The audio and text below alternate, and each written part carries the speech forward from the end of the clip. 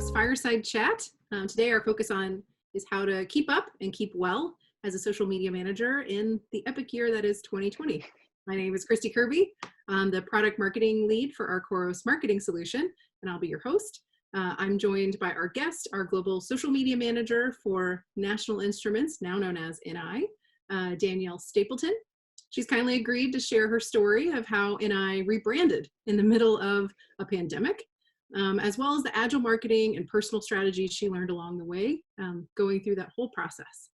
As a reminder, at the end of our talk, there will be an opportunity for live Q&A with Danielle. So if you have questions along the way, be sure and put those in the chat window, and we'll address them in about 20 minutes. And with that, let's get started. Hello, Danielle, and hope all is well. Hi, thanks for having me, Christy. It's great to be here. I appreciate you guys inviting me, give me the opportunity to share what little wisdom I have garnered over here the last 5 or 6 months. We've been working through all of this change. So always great to talk with you. So this year has definitely brought a lot of change to our economy, to the way we work, and obviously your role in social, and for those who are in social, we know that change is nothing new. But how has this year really changed you and changed the company you work for, NI? Yeah, change is the word for 2020. I think it's in so many levels, and in particular, before we all knew the change we're living in, and I was preparing for change. So as you mentioned in your intro, we were planning for a rebrand, and that started months before any of this was on our radar. And we were all gearing up in January and February to make a big splash in May at our annual user conference. And so lots of change was in the way. We were excited, and then the big change came, and the one that we all felt. And so while that change was exciting, it suddenly became a little different when we all started working from home in March, and when our kids weren't in school, and I had a new manager starting. And so there was a moment mid-March for us that I kind of look at as the peak of change, and where I started to learn my lessons that I'm reflecting on today. And so, at that point in time, everything went out the window. Playbooks, SLAs, anything we had planned on an EdCal, we basically trashed it and said, we're working in a new world here. I'm sure everybody can relate to that, because nobody wrote a playbook for a pandemic. Nobody was ready for this. But as you said, social media managers, I think we're in a position to maybe adapt a little quicker, because we've lived in a world of change through most of our careers. I think every day and every week it's different. For me, as a type A planner, somebody who wants to kind of have that view of the future, it was a challenge. I struggled, and I'm not going to lie, I had good and bad moments through that. But what I look back on is the opportunity all that has given us. And COVID was a shock to our system, but also a wake-up call for all the opportunity that was in front of us. And I say that because as we peeled back our plans and started to pivot and cancel in-person events, we had to completely rethink how we were going to reveal a new brand and a new purpose to the world.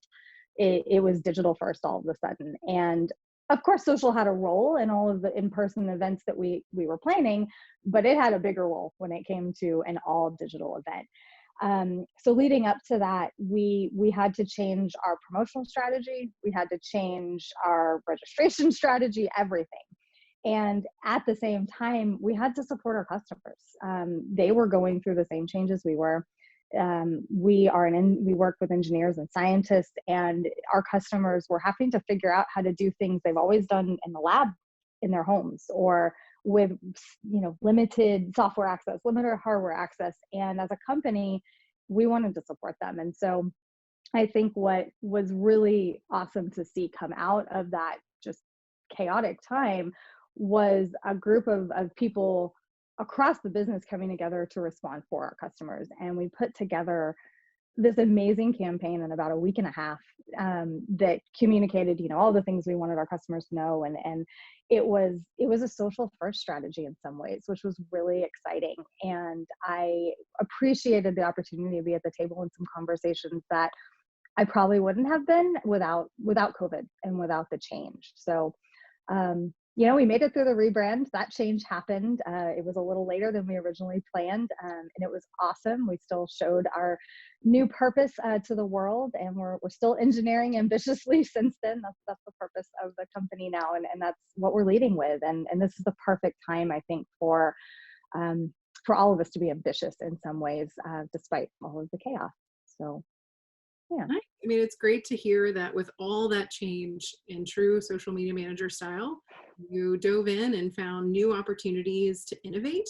And it sounds like you're cross collaborating a lot with different departments, maybe folks who you may not always get a chance to. So, what are ways that you feel like you've been able to, in this really unique time period, to help steward change, or any early lessons that you've learned, like any new tables that you're getting a virtual seat at, or any new leadership opportunities you're having, being in your unique role in social, and again, being so adaptable to change? Yeah. So I think through all of the chaos and what is an extremely stressful time, we've really seen opportunities for cross-functional conversation like we've never had before. NI has a new corporate social responsibility team, and as the world started changing, and as I started seeing the conversations on social, our teams very quickly realized, we've got value to share with each other. And so it's opened up some really interesting conversations between, marketing and communications and social, and how we can support our customers through this, and the types of messages and things that they want to hear. I think because at the heart of our new brand is, humans and being human centric, it really was important for me to pull those messages through and make sure that was coming across in our social. And it wasn't just our products, and it wasn't just what we were doing, but how we're helping the world. It's more than just what we're doing for our customers. And so, as social media managers, we're on the front lines. And I think that opportunity that we have to bring information, or just, the views we see being shared on our company and brands pages and social channels, I think it's our responsibility, and it's a really unique opportunity for us to elevate those things to leadership, like you were saying. It's just been a catalyst for that, and it's almost accelerated that in a way I would not have expected when all of this began.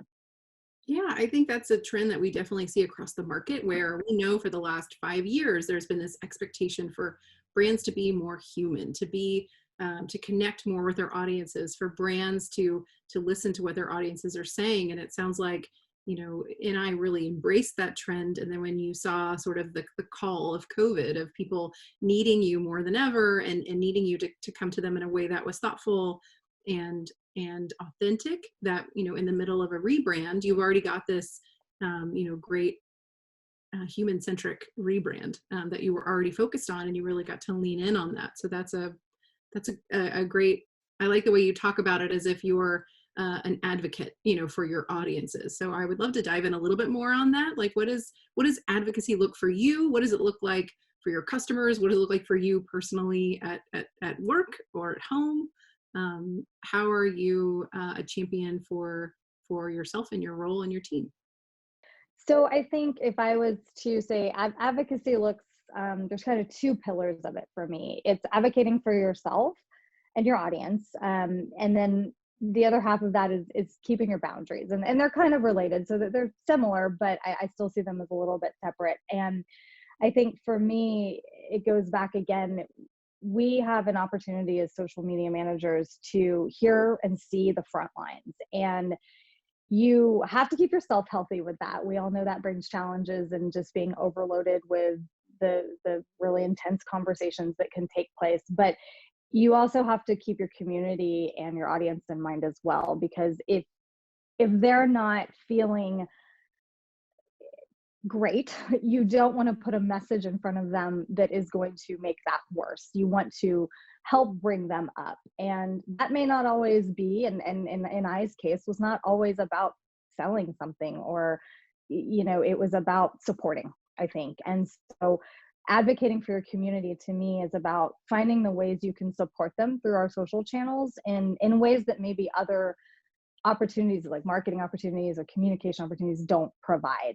Social is a two-way street. And so I think I have been trying to find ways to get that feedback from the community and be creative in how we put our content out there so that we can get a feel for that. And then I can be an advocate internally to say, hey, no, I think our messaging may be a little off here, or maybe we need to lean into this in particular right now. Or no, right now, that's not the right time for this on social. And as I have worked with so many different teams and had to have some really difficult conversations, I have learned to advocate for myself in the process to say, I need this to do my job well, or I need your support to make this happen. And that's something that didn't always come easily to me, but has again accelerated as a result of all of this that we're living through right now.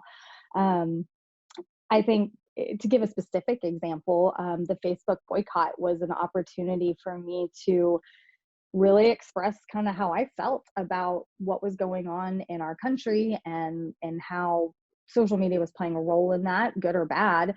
So I got to, I think, live out one of our company values to be bold really, really early on after we launched this brand. And I made the recommendation alongside our CSR and our brand teams that we participate. And I was really nervous. I'm not going to lie. Like putting that out there to leadership and to our VPs was a really kind of crazy feeling in my stomach, those butterflies.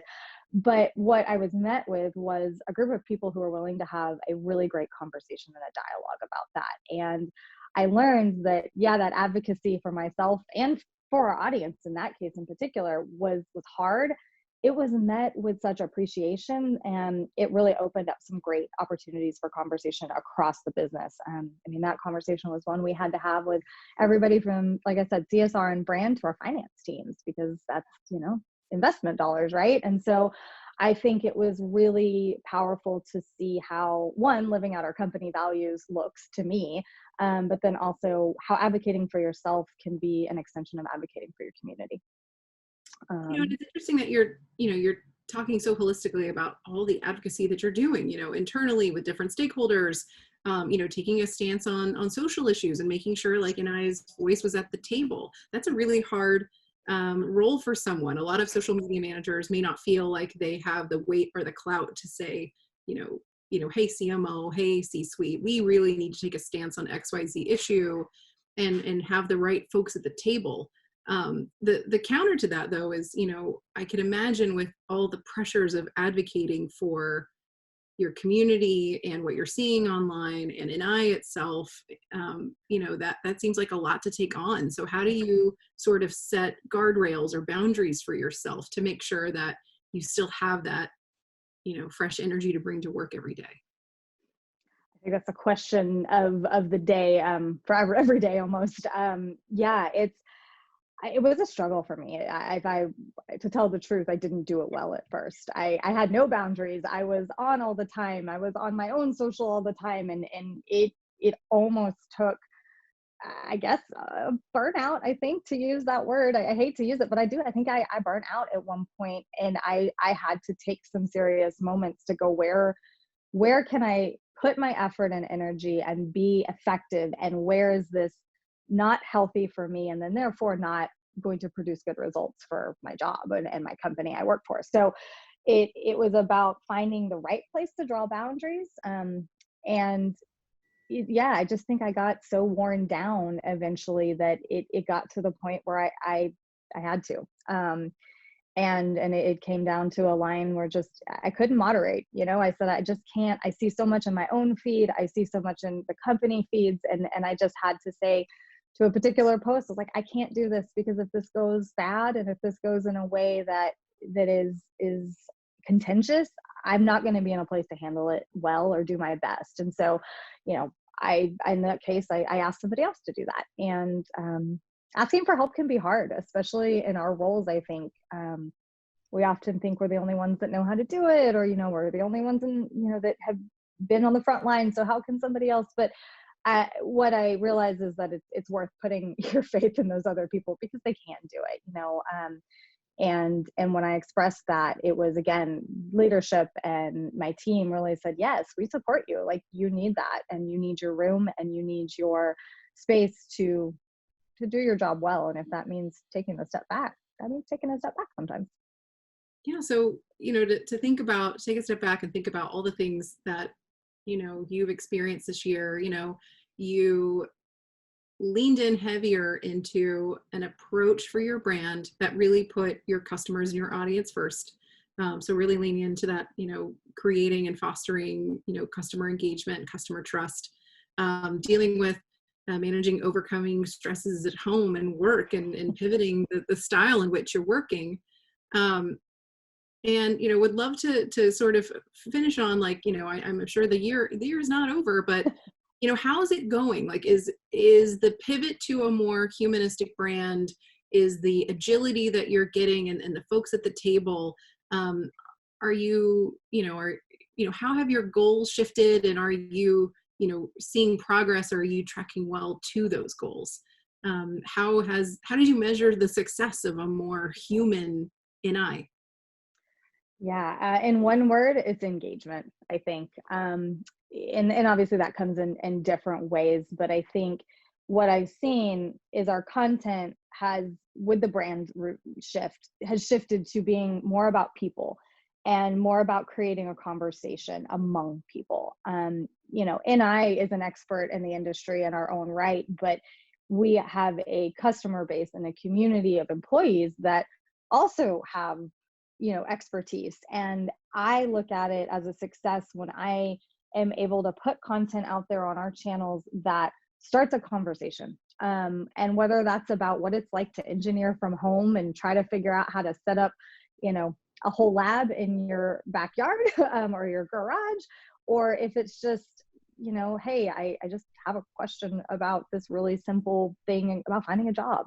I think I just look at it as, if I'm making the connections through the channels I manage, then I'm being successful. And I think that all of that at the heart of it is just people. Yeah, and then I'd say just one follow-up tactical question Mhm. on, has that shift in your focus on engagement, is there anything you're doing differently from maybe an organic and paid balance standpoint? How has your spending, or sort of the type of content that you're prioritizing, has that changed at all this year to help you focus on that human-centric nature and that engagement type goal? Yeah, certainly. There's definitely been an investment across the entire marketing org, on the awareness side, and just creating content that resonates with people and gets them interested on a personal level. And that's not to say that the demand gen activity isn't happening, but I think what I'm seeing change there is the way we approach it and the way we talk about it. It's not product first; it's people first. It's, what does this product do for this person? What is that impact, versus here's what this thing can do for you. And again, I think that goes back to just being able to open up a dialogue. I've seen more commentary on our paid ads than we have in the past, and so I think that's another testament to the conversations that even advertising is starting these days. And I think that's a great message to take away, is that you can maintain your goals and objectives, and the way you're targeting and how you're placing and the budget you're putting behind content, but making that more humanistic. I want to, engagement focused content angle. So the copy and the visuals that you're sharing to elicit that engagement can still benefit, more of those demand gen and acquisition goals for brands. So I think that's something that, I'm hoping that the folks on the line are seeing, or maybe they're starting to test out. I'd be curious how many other folks on the line are seeing that own pivot, and maybe hopefully are having success too with making that content more human and still driving business goals. And so with that, I definitely want to thank you, Danielle, for sharing your story on how in a job function where you've been trained to deal with change your entire career, in the year that is 2020, the year of change, you rose to the challenge, helped launch a new brand, brought a new advocacy level to your role, across NI and for your customers, all while managing your home life. So I'm hopeful this is a story that a lot of our audience members can relate to. And on that note, we'd love to hear from folks on the line. We're here to take questions. So it looks like we have a few in the queue. So we can go ahead and dive in and have a few questions for Danielle. Thank you so much, Christy. Okay, so for our first question, is NI B2B, B2C, or both? How does that impact how you're going more human as a brand? Okay, great question. So NI is B2B, pretty much as it gets, and we're pretty far down the supply chain when you look at it. But I think that what we have seen happen in the last year and with our brand launch is we've embraced the B2C attitude and approach, because there's a little bit of maybe repetitiveness out there and the same formulas that all B2B starts to get used to. And we wanted to break through that mold. And so I sort of summarize what we are now as business to human. Or business to person, kind of like I was saying before. The people are rooted in everything we're doing. Our new purpose as a company is to engineer ambitiously. And I think what that's done for us with the rebrand is it's opened up opportunities for us to uplift inspiring and thought-provoking stories that maybe aren't as naturally or obviously connected to our body of work, but that encompass the attitude that the people who work here and our customers have. They're ambitious. They want to create technology that changes the world, and we're enabling that. And so I really look at it as we're be the human now. And I feel like a lot of people in our organization are embracing that. It's really been a fun transition to see as our voice and our approaches have changed over the last few months. Awesome. Thanks so much. Next question that we have on how do you balance your personal social media habits and work social media habits? How do you handle after hours or needs that pop up beyond the 9 to 5?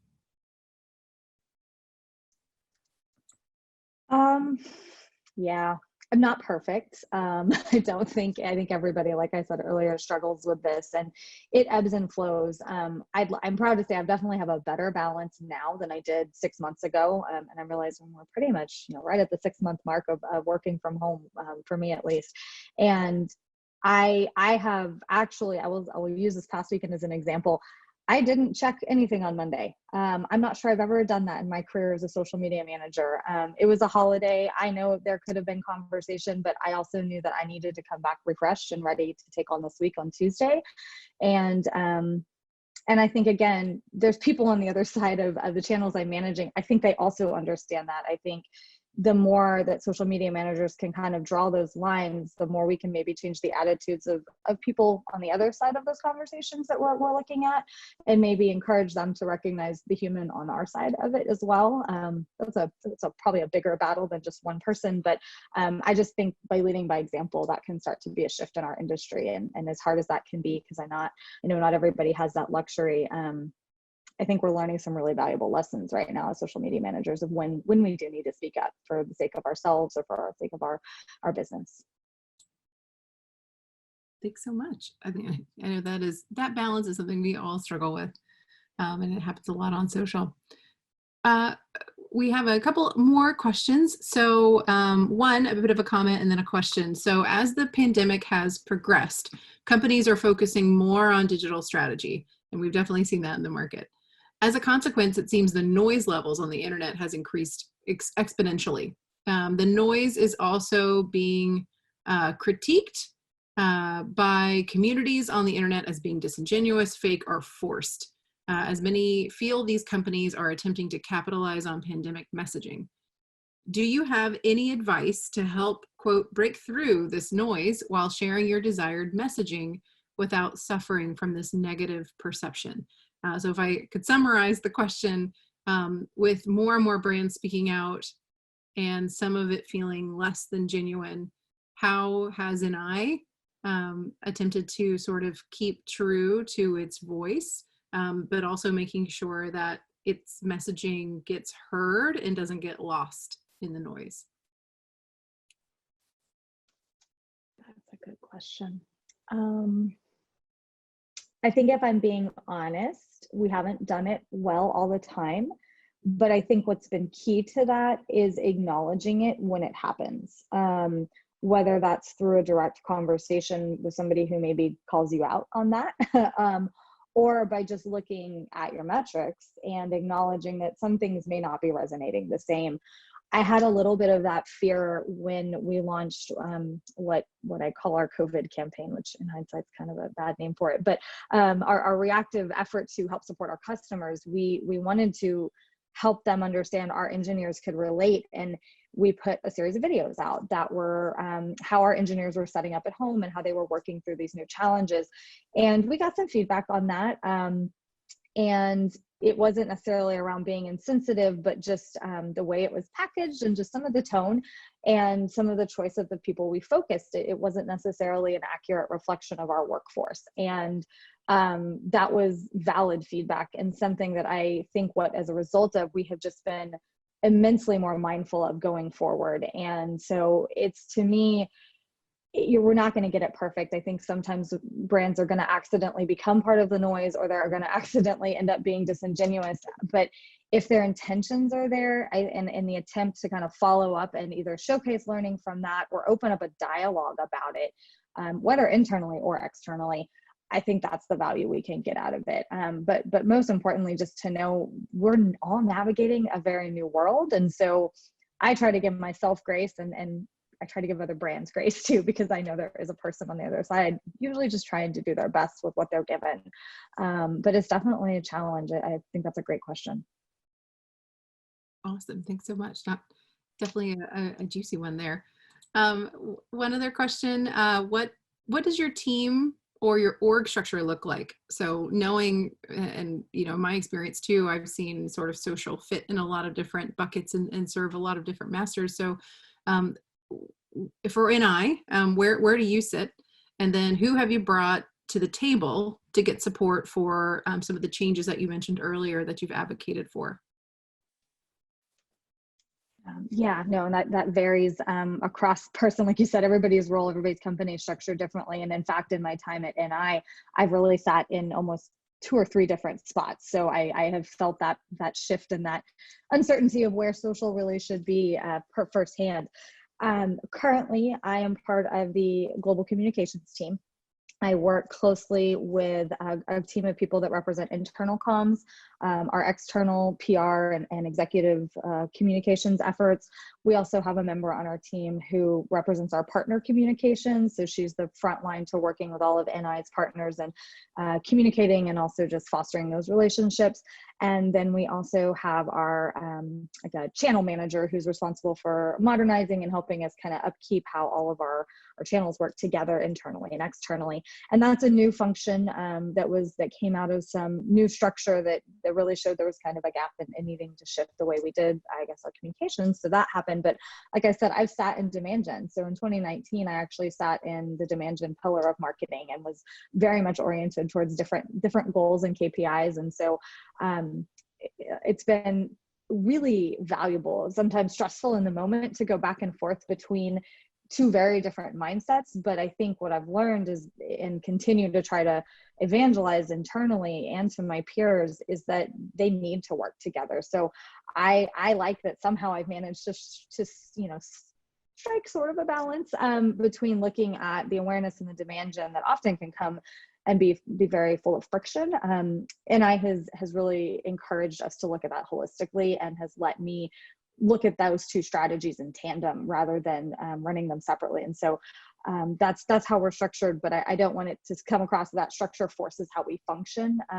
because I also work very closely with all of our marketing department in different ways, and constantly talking to like our field marketing team. Some of those folks are on the front lines and they bring back really valuable insight, or they attend events and have some tips for us for promoting them differently. So I really value working across the entire marketing org. And then even more so, I've been enjoying working with our talent acquisition company lately, because they've been trying to obviously lean more into our brand. It brings a lot of opportunity for recruitment. And so they're another team that has there's been doors open to really cool conversations as a result of this new rebrand for NI. Awesome. Well, thank you so much, Danielle. There's a couple more questions that are in the Q&A, but I know we're right at 11:30. So we're going to take those and we'll respond to the folks who didn't get their questions answered in a follow-up email. So thanks everyone for the time. Thanks again, Danielle. We really appreciate having you and having your voice here on our very first Fireside chat. Thanks again. Thank you. Appreciate it.